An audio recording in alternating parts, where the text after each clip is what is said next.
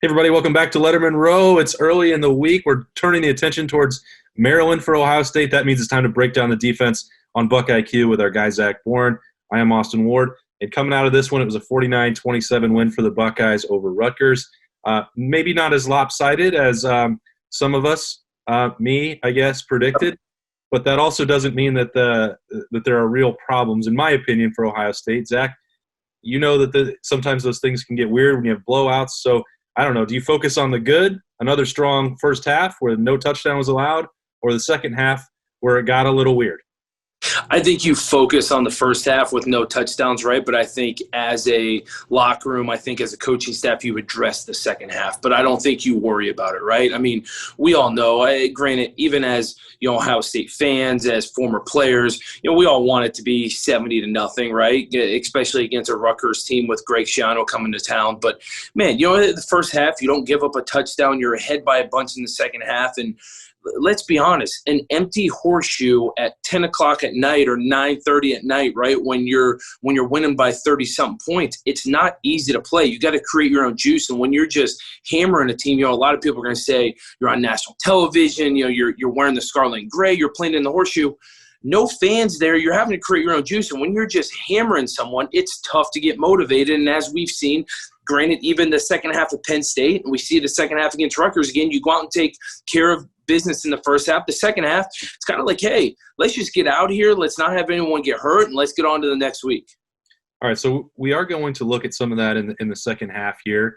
If there are things that Ohio State will take from this tape, probably be that they've missed a few tackles, they've given up a few deep plays in the passing attack, and if you're going to, Maryland can throw the football. We've seen that Indiana can the following week. Maybe if nothing else, it's just, as you said, useful teaching tape or locker room conversation. Completely agree with you. This tape is tape that you're going to use in meeting rooms and things like that on how to get better, right? Different breakdowns that you obviously can't see. And it's complete teaching tape. This isn't, a very close game where we weren't in control the entire game, or, hey, it's a big loss, right? And we're sitting there breaking down like what went wrong. This is strictly teaching tape. Hey, we're sitting here, what do you think in this situation? Why did you do this? This can be tape that, like I said, they're going to show it once, they're going to address it, they're going to look it over, they're going to teach it, and then you completely throw it out and you move on. All right, before Zach and I turn our attention to break down an Ohio State-Maryland game, let's look back at one of those drives as the Buckeyes gave up a score to Rutgers on Saturday night in an otherwise dominant win, another double-digit win in the Big Ten. Let's roll the tape. All right, Zach, so here we go. I mean, it's early in that second half. Most of this was just a pretty straightforward drive, and it's like, okay, a couple big plays, a couple normal tackles. So it's a bit of a mixed bag with one exception that we'll see. But, this is pretty standard stuff here. It is. This is, first down right here, a little play action that you're showing, right? Kind of not much of a pass rush, but quarterback on his back foot. I mean, that's a 6-yard completion right there, right? Hey, listen, you make the tackle, get up, 2nd and 4, let's play football. Yeah. So it might seem like some of this drive is nitpicking and over the top because it really just doesn't end that well. But I think that was maybe one of my main takeaways from this game Saturday night, Zach, was like Ohio State generally played pretty good defense. And I don't want to make excuses for a couple big plays that get away, but that happens, and they were already up by 32. No doubt. And, we bring up, it's kind of like 2 years ago when Ohio State was getting hit by the big play, right? If you remember that was the year where the big play just absolutely crushed him. And you saw that, the last play, it's a quarterback scramble. He got 4.5 yards for a first down. Like, I don't know how you can nitpick that at all, right? You got a good pass rush. Guys got upfield. Yes, quarterback got 4.5 yard rush. And guess what? Got a first down. Now you go 1st and 10, little comeback route. Like, hey, we're not giving up a big play. Like, it's still 2nd and 4 again right here, 2nd and 3, right? Like, hey, we made the tackle. People are going to make completions. They're Division I opponent. Hey, sit back. Let's make a play again. Let's go. Right now you got 2nd down and 3, a little run play here. Everyone filling their gaps. Everyone's doing the job, right? You come up. There you go. Make the play, right? Hey, do it again. I mean, this is not bad defense. I understand, people are, especially Ohio State fans, are all upset about the breakdowns in the second half. But this is good defense right here. Like, there's nothing that you can do differently. And then, guess what? Rutgers knows, hey, we can't line up and make a 3rd and 1 and run the football. So what are we going to do? We're going to do some Tom Brady used to, direct snap to, Danny Woodhead back in the day, send a guy in motion, throw everyone in opposite directions, and we're going to run a trick play. Yes, Malik Hooker should have came up and made this tackle. This is a bad pursuit angle. This is not a good play. But listen, he was the only one in the middle field, right? He misses the play or misses a tackle, doesn't get it, and guess what? The guy goes 70-something yards. I get it, but big plays happen, especially when you've got trick plays and you are not expecting it whatsoever. And that was even clearly you can't fault Josh Proctor for the effort running it down the sideline there. Tyreek Smith he gets fooled, or maybe he's got a different responsibility. Pete Warner was going outside. Sometimes you scheme up a good one, and I think I'll take some blame for this last week that I didn't give Rutgers any credit. They were a better football team than they have been, and they tried a bunch of crazy stuff to play in the game. They deserve credit for that. Trick plays aren't easy to go against. It's not like you're in practice every day going against trick plays, right? Like, you don't really plan for these when you are game planning. You're not seeing a bunch of these in training camp and whatnot, right? Like, this isn't part of what you do or what you practice against. So when someone hits you with a trick play, especially with a whole bunch of different motion, a whole bunch of different actions going on by the quarterback, like, you tip their hat and say, okay, guess what? You got us. But here's the other thing. When people start throwing trick plays at you, it means, hey, we're not good enough to sit here and run our normal stuff against you. So we have to be able to trick you in some way. And you see it again, what's going to happen, right? Got the long run. Here you go. We're going to trick you again. We go over heavy, right? The offensive tackle is a tight end. You see down here, we think we're getting a good pass rush on the end. Guess what? Quarterback goes, and we're going to throw a ball behind the line of scrimmage, and big man gets it. You do not practice against these things. This is very hard to defend. Like, you tip their hat to them and say, guess what? You threw some trick plays against us. Okay, now we know what's coming. Now we'll play maybe a more safer defense instead of playing man coverage and trying to just run to the football, right?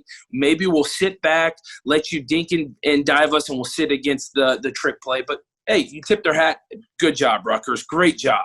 Yeah, this one – Zach Harrison probably didn't, pick up on the situation here. You've got a tackle-eligible situation at tight end, or however you even want to, characterize what they did, and then he lets him go. Like, if that guy is an actual tight end, he probably picks up on that and is not worried about it. But that's rarely going to come up. If an opponent decides that that's how they want to try and beat Ohio State, they'll probably let them.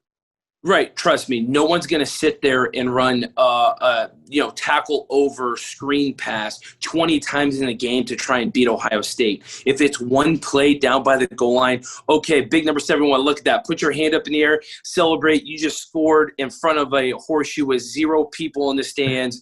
You're 35-3. Good job, buddy. You tip their hat. You go. So here was one other part that, another reason I couldn't get worked out. Yep, Ohio State got hit by some trick plays.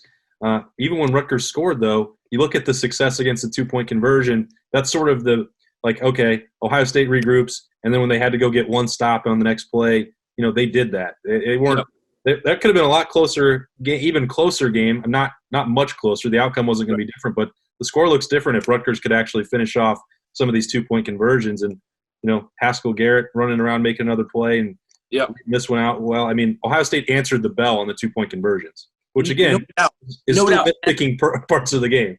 This is nitpicking, right? These are trick plays. And listen, even in our shoes of sitting here breaking down the film for everyone, trick plays are impossible to break down because you have to read and react to those plays, right? You can't talk about really responsibilities because you're not practicing these, right? When guys are running different ways, reverses, like all kinds of crazy stuff, like kind of responsibilities go out the door, and it's like, hey, make a play, right? Read and react, see what's going on, use our eyes, see what's happening, reverse pass. It's like, the Philly special right here of some version of it, right? So, it's just like, hey, get to the football, read and react, use your instincts, make a play.